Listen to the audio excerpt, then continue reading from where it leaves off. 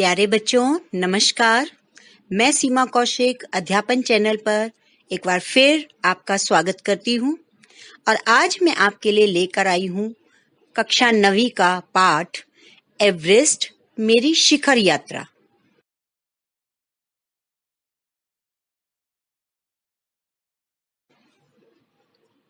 बेटा, इस पाठ की लेखिका हैं बचेंद्री पाल। बचेंद्री पाल का जन्म 24 मई 1954 को उत्तरांचल के चमोली जिले में बंपा नामक गांव में हुआ था। इनकी मां का नाम श्रीमती हंसादेई नेगी और इनके पिता का नाम श्री किशन सिंह पाल था। पिता की आमदनी अधिक ना होने के कारण बचेंद्री को 8वीं कक्षा के आगे पढ़ाई का खर्चा सिलाई कढ़ाई करके जुटाना पड़ा था। ऐसी विषम परिस्थितियों के बावजूद भी उन्होंने संस्कृत विषय में एमए और बीएड की शिक्षा हासिल की। बचेंद्री को बचपन से ही पहाड़ों पर चढ़ने का बड़ा चाव था। उनका परिवार साल के कुछ महीने तक ऊंचाई वाले गांव में और कुछ महीने पहाड़ से नीचे तराई में बसे गांव में बिताता था।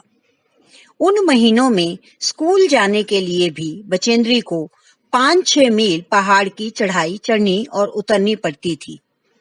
पढ़ाई समाप्त करके वे इंडियन माउंटेन फाउंडेशन दल में शामिल हो गई।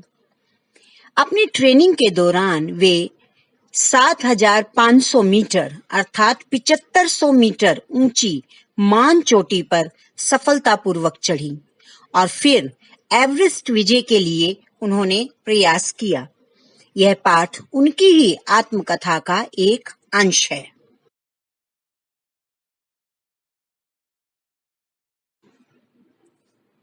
आइए अब जानकारी लेते हैं बचेंद्री पाल की उपलब्धियों पर। नंबर 1, पद्मश्री पुरस्कार 1984 भारत सरकार द्वारा। नंबर 2, स्वर्ण पदक 1985 उत्तर प्रदेश सरकार द्वारा। नंबर 3, अर्जुन पुरस्कार 1986 फिर भारत सरकार द्वारा। नंबर 4, पीएचडी 1997 हेमवती नंदन बहुगुणा गढ़वाल विश्वविद्यालय द्वारा।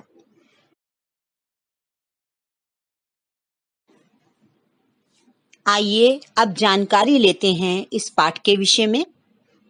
बचेंद्री पाल एवरेस्ट पर पहुंचने वाली प्रथम भारतीय महिला हैं। उनका अभियान दल 7 मार्च 1984 को दिल्ली से काठमांडू के लिए रवाना हुआ। उन्होंने नमचे बाजार पहुंचकर सबसे पहले सागर माथा की सुंदरता को देखा। शिखर पर तेज हवाओं के कारण उड़ती हुई सूखी बर्फ का ध्वज सा लहरा रहा था। 26 मार्च को वे पेरिच पहुंचे, जहां हिमस्खलन के कारण एक शेरपा कुली की मृत्यु का समाचार उन्हें मिला। अग्रिम दल के नेता प्रेमचंद ने खुम्बू हिमपात के ठीक ऊपर स्थित कैंप 1 तक का रास्ता अभियान दल के लिए साफ कर दिया था। बेस कैंप पहुंचने के पहले रसोई सहायक की मृत्यु का समाचार जब उन्हें मिला तो वह काफी चिंतित हो गई। कर्नल खुल्लर ने अभियान दल के सभी सदस्यों को एवरेस्ट के खतरों तथा अनहोनी घटनाओं को सहज भाव से स्वीकार करने की प्रेरणा दी थी। डॉक्टर मीनू मेहता ने भी एल्यूमीनियम की सीढ़ियों से पुल बनाने और अभियांत्रिकी कार्यों की जानकारी उन्हें दी थी। बेस कैंप में तेनजिंग अपनी पुत्री डेकी के साथ अभियान दल के यात्रियों का उत्साहवर्धन करने आए थे।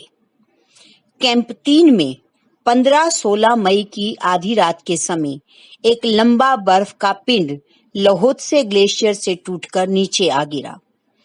लेखिका स्वयं उस बर्फ के पिंड के नीचे दब गई थी। लोपसांग ने अपनी स्विस छुरी की मदद से लेखिका को उस बर्फ की कब्र से खींचकर बाहर निकाला था। साउथ कोल पहुंचकर लेखिका ने चाय बनाई और जूस पिलाकर अपने साथियों मीनू, जय तथा की सहायता की। अगले दिन सुबह लेखिका ने चाय बनाई, बिस्कुट और चॉकलेट का नाश्ता किया और फिर वे अंगदोर्जी के साथ शिखर कैंप की ओर चल पड़ी। वे साउथ कोल से 2 घंटे में शिखर कैंप पहुंच गई। वहां जाकर उन्होंने कुछ देर विश्राम किया। उसी समय लहाटू वहां नायलॉन की रस्सी लेकर पहुंचा। उसने रस्सी से अंगदोर्जी और लेखिका के बीच संतुलन बनाए रखा। 23 मई 1984 की दोपहर 1:07 पर लेखिका एवरेस्ट के उस शिखर पर पहुंच गई।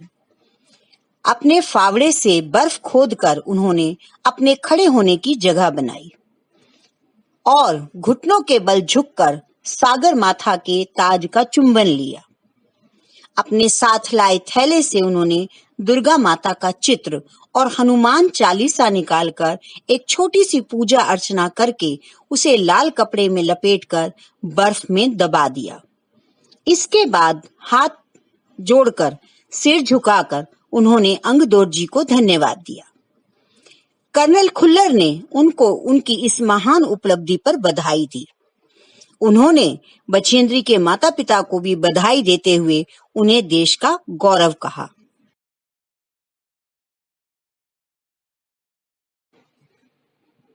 बेटा, आइए अब इस पाठ के कुछ मुख्य पात्रों के विषय में जानकारी लेते हैं।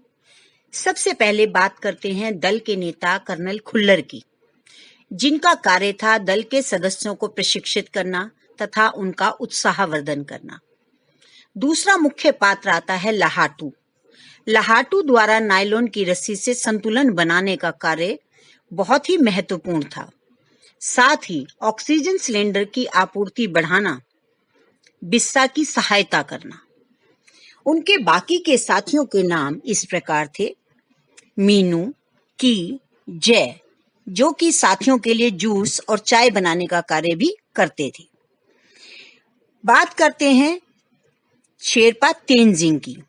शेरपा तेंजिंग एवं उनकी पुत्री डेकी, जो कि इस अभियान दल का उत्साहवर्धन करने के लिए आए थे। प्रत्येक शेरपा कुली से बातचीत करने का उनका सुझाव बहुत ही महत्वपूर्ण था। उसके बाद एक और पात्र के विषय में अगर हम बात करें, वो है लोपसांग, जो कि स्विस छुरी से लेखिका की जान बचाते हैं और साउथ कोल पहुंचकर कैंप लगाने में भी उनकी सहायता करते हैं। उसके बाद महत्वपूर्ण पात्र के रूप में आते हैं अंगदोर्जी, जो लेखिका के साथ शिखर तक गए थे और बिना ऑक्सीजन के उन्होंने चढ़ाई भी की थी। एक मुख्य पात्र के तौर पर यहाँ पर मीनू मेहता जी के विषय में भी पाठ में जानकारी दी गई है। डॉक्टर मीनू मेहता अभियांत्रिकी कार्यों की जानकारी देती हैं कि किस प्रकार वह पुल बनाएंगी, स्ट्रेचर बनाना, एल्यूमिनियम की सीढ़ियों के द्वारा पुल का निर्माण करना और एवरेस्ट को फतेह करने, ये जैसी जानकारी जो उन्होंने दी, ये बहुत ही महत्वपूर्ण साबित हुई। सबसे बढ़कर जो बात महत्वपूर्ण है वह है उपनेता प्रेमचंद की। उपनेता प्रेमचंद कैंप 1 तक के रास्ते की सारी व्यवस्था उन्होंने ही संभाली थी और बाकी सदस्यों को हिमपात के द्वारा जो जो हानियां हो सकती थी उन सब हानियों से भी उन्होंने उन्हें परिचित